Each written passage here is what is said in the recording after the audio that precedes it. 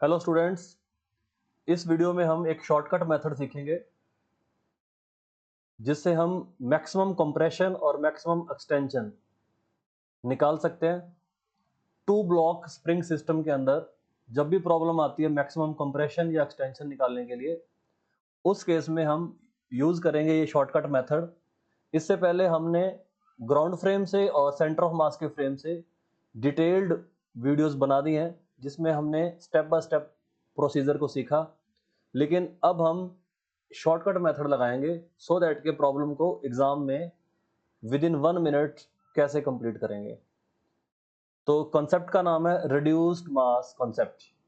तो आओ देखें रिड्यूस्ड मास कॉन्सेप्ट को हम कैसे as a shortcut method use करते हैं। देखो, आप स्क्रीन पे प्रॉब्लम देख रहे हो। इस प्रॉब्लम को हम पहले भी सॉल्व कर चुके हैं 2 बार अलग अलग मेथड से, ग्राउंड फ्रेम से और सेंटर ऑफ मास के फ्रेम से। अब हम करेंगे रिड्यूस्ड मास के कंसेप्ट से। तो ये फॉर्मूला होता है रिड्यूस्ड मास का, इसका सिंबल जनरली म्यू यूज करते हैं। ये है रिड्यूस्ड मास, ठीक है। तो रिड्यूस्ड मास का जो फॉर्मूला है ये अप्लाई करेंगे और पहला स्टेप होगा इन दो ब्लॉक को हटा करके एक इक्विवेलेंट मास हमें बनाना होगा। तो उसको बोलते हैं रिड्यूस्ड मास। तो रिड्यूस्ड मास का फॉर्मूला क्या है? दोनों मासेस का प्रोडक्ट m1 m2 और नीचे दोनों का सम m1 प्लस m2। तो पहला स्टेप कंप्लीट हो गया। यहाँ पे मास कितना है? एक है 3 kg और दूसरा है 6 kg। तो यहाँ पे आ जाएगा 3 इंटू 6 और नीचे दोनों का सम आ जाएगा 3 प्लस 6। 3 इंटू 6 होता है 18। 18 डिवाइड बाय यहाँ पे नीचे सम आ गया 9, तो आ गया 2। तो रिड्यूस्ड मास आ गया 2 kg। मतलब इसका मतलब है इक्वलेंट मास आ गया। अगर दोनों को हटा के एक ही ब्लॉक माना जाए तो उसका मास होगा 2 kg। अब दूसरा स्टेप होता है रिलेटिव वेलोसिटी निकालना। दोनों ब्लॉक की रिलेटिव वेलोसिटी क्या है? जैसे मान लो मैं निकालता हूँ relative velocity of 1 with respect to 2। चाहे आप 2 विद रिस्पेक्ट टू 1 निकाल लो, कोई दिक्कत नहीं। हमें इनकी बेसिकली मैग्नीट्यूड ही लेनी होती है। तो 1 विद रिस्पेक्ट टू 2 मतलब अगर हमारा जो ऑब्जर्वर है वो इस ब्लॉक पे बैठ जाए, तो जब वो इस ब्लॉक को ऑब्जर्व करेगा तो उसकी स्पीड क्या हो जाएगी?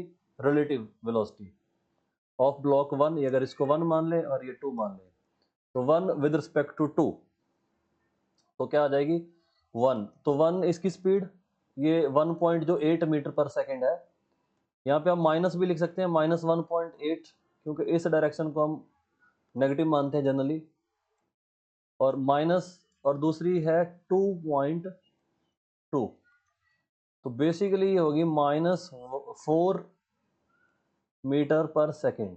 तो जो रिलेटिव वेलोसिटी है वो -4 मीटर पर सेकेंड का मतलब है कि जो 1 है वो 2 के रिस्पेक्ट में 4 वेलोसिटी से इधर जा रहा है नेगेटिव की डायरेक्शन में।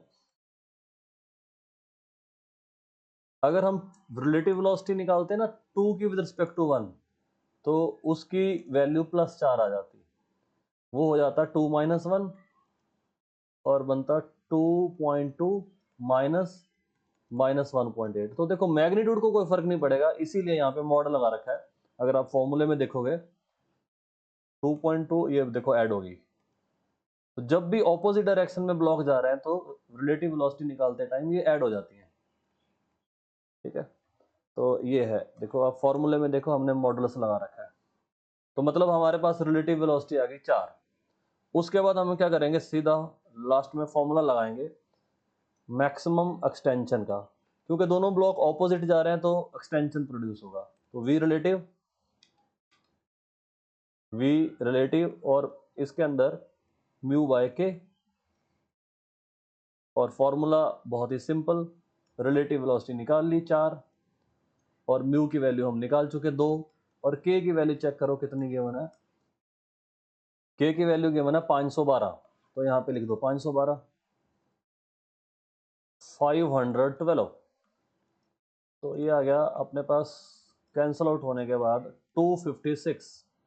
और 256 का जो अगर रूट होता है वो होता है 16, और ये आ गया 1/4 मीटर। 1/4 मीटर, और इसको हम लिखेंगे 25 सेंटीमीटर। अगर 100 से मल्टीप्लाई करेंगे तो मीटर के क्या बन जाएंगे, centimetre. This is the maximum extension produced in the spring. देखा जाए तो ये एक ही फॉर्मूला है, इसमें एक रिलेटिव वेलोसिटी हम ऑरल भी कैलकुलेट कर सकते हैं, ठीक है। और यहाँ पे के गिवन होगा तो म्यू भी हम बिना लिखे डायरेक्टली मल्टीप्लाई करके और सम से डिवाइड कर दो, सीधा हम कैलकुलेट कर सकते हैं। तो अब हम एक और प्रॉब्लम देख लेते हैं इसके जैसे। ये देखो, ये सेकंड प्रॉब्लम है, ये फर्स्ट थी, अब ये सेकंड। इन दोनों में ये ऑपोजिट डायरेक्शन में जा रहे हैं, इसमें सेम डायरेक्शन में जा रहे हैं। क्योंकि ये पीछे वाले की जो ब्लॉक 2 kg है, इसकी वेलोसिटी जो है ये ज़्यादा है, 3 है, और ये 1 है। तो अगर ये ज़्यादा है तो ये इसको कंप्रेस कर देगा। तो यहाँ पे मैक्सिमम कंप्रेशन का क्वेश्चन बनेगा। और अगर हम फॉर्मूला लगाएं तो फॉर्मूला अपने पास है ही वी रिलेटिव म्यू बाय के। अब सवाल ये है कि रिलेटिव वेलोसिटी कैसे निकालें।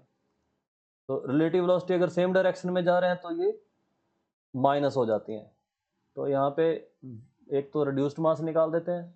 रिड्यूस्ड मास तो बहुत इजी है, 2 kg into 3 kg, 2 kg into 3 kg, और नीचे सम हो जाएगा। तो म्यू की वैल्यू तो आ गई 6/5। इसके बाद है रिलेटिव। तो रिलेटिव वेलोसिटी के लिए भी फॉर्मूला अपने पास, वी रिलेटिव क्या होती है, 1 - 2 कर दो या 2 - 1 कर दो, जैसे भी आप देखो, दोनों की सेम डायरेक्शन है तो पॉजिटिव लिख लो। इस डायरेक्शन को हम पॉजिटिव ही मानते हैं, दोनों की वेलोसिटी पॉजिटिव है। तो 1 विद रिस्पेक्ट टू 2, तो ये आ गया 1 - 2। 1 है कितनी, 3, और 2 कितनी है, 2 है +1। तो अगर आप ध्यान से देखो, दोनों का बेसिकली डिफरेंस हो जाएगा तो 2 आ जाएगी। ऑपोजिट डायरेक्शन में ऐड होती हैं, सेम डायरेक्शन में माइनस होती हैं। तो ये वैल्यू आ गई, रिलेटिव वेलोसिटी हमने निकाली 2, और म्यू की वैल्यू भी हमने निकाली 6/5। यहाँ पे के की वैल्यू चेक करो, 120 है। ये के की वैल्यू हम देख रहे हैं 120। तो यहाँ पे इसकी वैल्यू डाल दो 120, और अंदर ही अंदर इसकी डिवीज़न कर दो। ये जैसे हम इनको डिवाइड करेंगे, ये 6 पे कैंसिल आउट हो जाएगा 20, और ये आ जाएगा 1/100। 1/100, 1/100 का मतलब है 100 का रूट आ गया 10। तो 10 का मतलब ये है 2/0.2, 0.2 मीटर। 0.2 मीटर का मतलब है 100 से मल्टीप्लाई कर दो 20 सेंटीमीटर। तो ये आ गया मैक्सिमम कंप्रेशन। इस केस में क्या बनेगा, ये यहाँ पे स्प्रिंग जो है ये कंप्रेस होगा,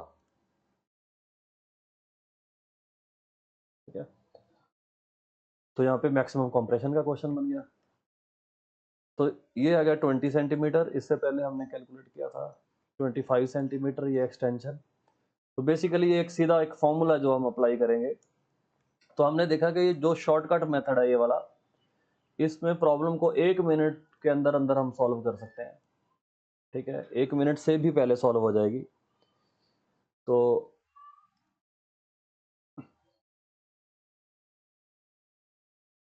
हाँ जी, तो आपने देखा कि शॉर्टकट मेथड से हम प्रॉब्लम को बहुत ही इजीली सॉल्व कर सकते हैं।